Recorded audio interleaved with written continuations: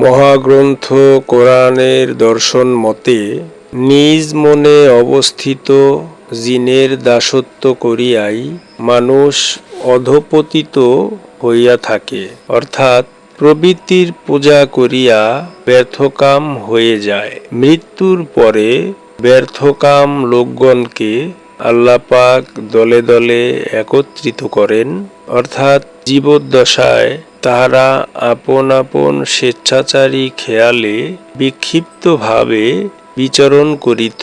মৃত্যুর পর দেহাতীত অবস্থায় মানুষ বস্তু সংস্রব হইতে বিচ্ছিন্ন হইয়া যায়। তখন তাহাদেরকে অল্পকালের জন্য সিজ্জিতে একত্রিত করিয়া রাখা হয়।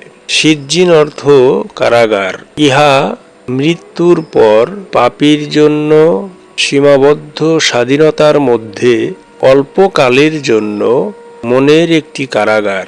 মৃত্যুর পরে অপরাধী লোকগণকে তাহাদের জিন পূজার অপরাধ সম্বন্ধে আল্লাহ পাক প্রত্যক্ষভাবে তাহাদেরকে জিজ্ঞাসাবাদ না করিয়া ফেরেশতাগণকে কেন জিজ্ঞাসা করছেন?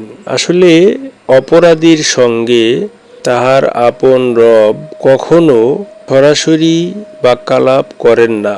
মানুষের মধ্যে জিন স্বভাব এবং ফেরেশতা স্বভাব, এই উভয় স্বভাবের লোক বর্তমান।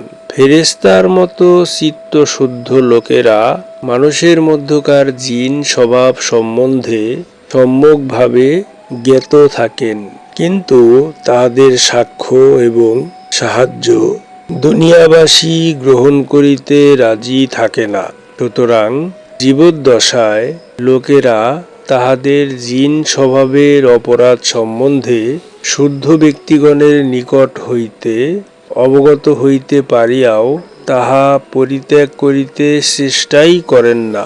অতএব সাবধানতা অবলম্বন করিবার জন্য কোরআনে ইহাই আমাদেরকে জানানো হচ্ছে, যেন আমরা মনের জিনের সঙ্গে সঙ্গী হইয়া তাহাদের সমবিশ্বাসী না হয়ে যাই। সদরুদ্দিন আহমদ চিশতি রহমাতুল্লাহ রচিত কোরআন দর্শন নামক তাফসির গ্রন্থ হতে সূরা জিনের 41 এবং 42, 40 এবং 41 নং আয়াতের তাফসির পাঠ করা হলো।